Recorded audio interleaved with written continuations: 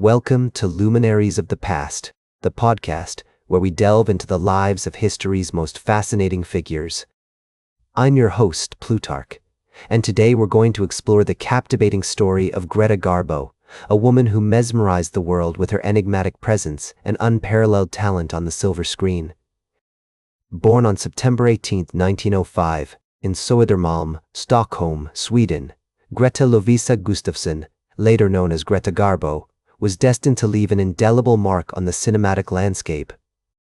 As we embark on this biographical journey, let us begin with Greta's early life, a period marked by humble beginnings and formative experiences that would shape her future.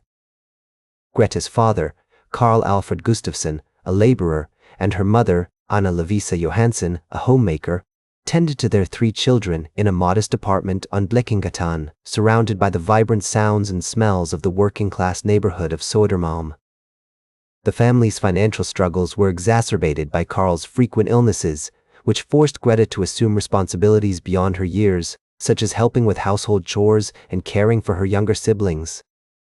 Growing up in this environment, Greta developed a strong sense of resilience and adaptability, traits that would serve her well in her future career. She would often wander along the shores of Lake Mälaren, watching the boats and imagining a world beyond her immediate surroundings.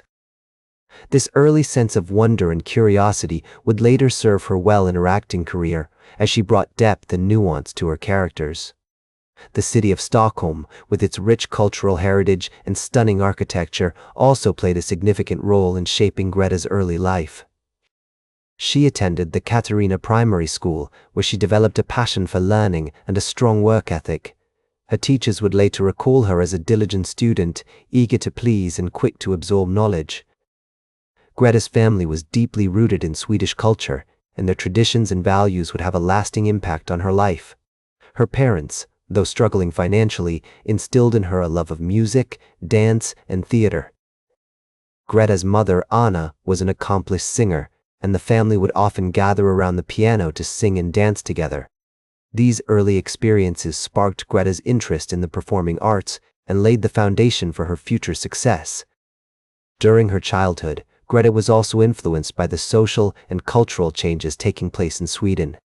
The country was undergoing a period of rapid industrialization, and the city of Stockholm was transforming into a modern metropolis.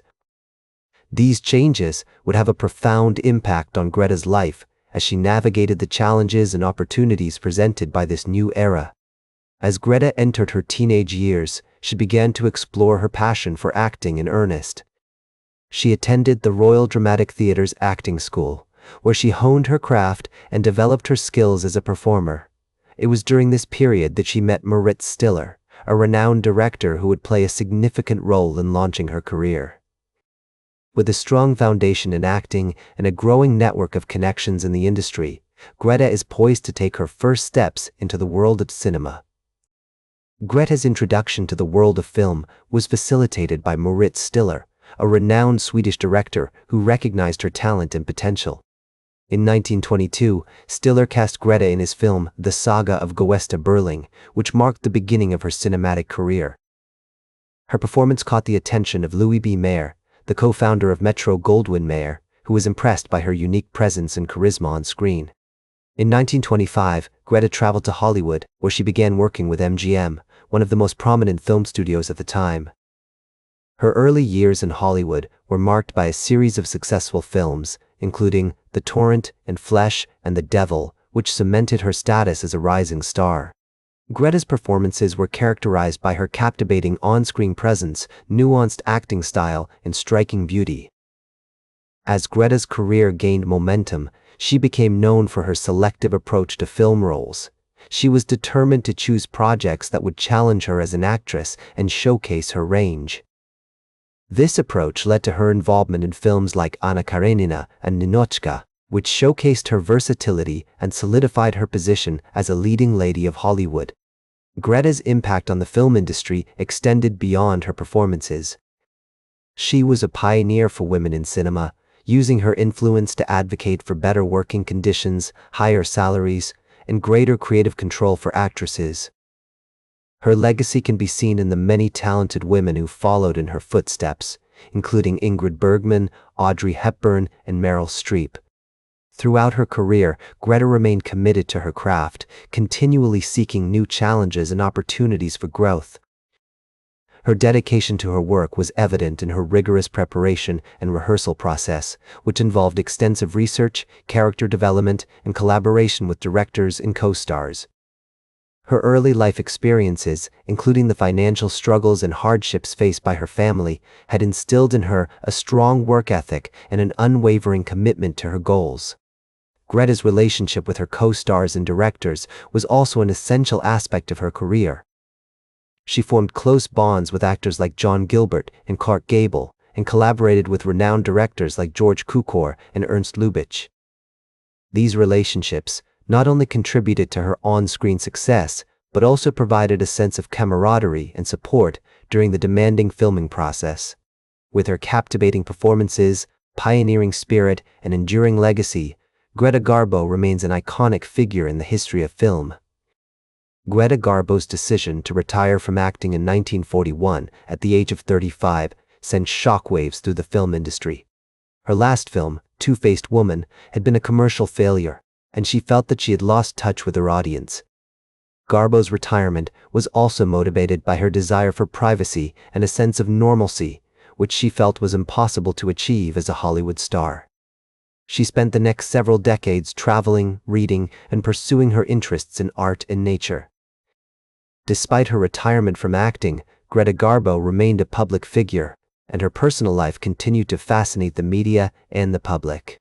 Her relationships with men, including the conductor Leopold Stokowski and the businessman George Schlee, were subject to intense scrutiny. Garbo's struggles with depression and anxiety also became more pronounced during this period, and she often felt overwhelmed by the pressures of fame. In the 1950s and 1960s, Greta Garbo began to re-emerge as a public figure, albeit on her own terms. She started attending cultural events, visiting museums, and engaging with artists and intellectuals. Her interest in art led her to collect works by notable artists, including Renoir, Picasso, and Matisse.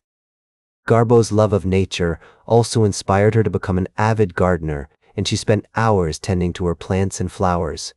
As the years passed, Greta Garbo's legacy as a film icon continued to grow. She was recognized for her contributions to cinema with numerous awards and accolades, including an honorary Academy Award in 1954. Garbo's influence on actresses such as Ingrid Bergman, Audrey Hepburn, and Meryl Streep is still evident today, and her performances remain a benchmark for excellence in acting. In her later years, Greta Garbo became increasingly reclusive, preferring to spend time alone or with close friends and family. She was a true original, a woman who defied convention and forged her own path in life. I merely wanted to be in the movies. Garbo's journey from humble beginnings to Hollywood stardom is a testament to her talent, perseverance, and determination. That's all for today's biography with Plutarch. Remember to like, share, and subscribe. And until next time, remember that understanding the lives of remarkable individuals helps us better understand ourselves.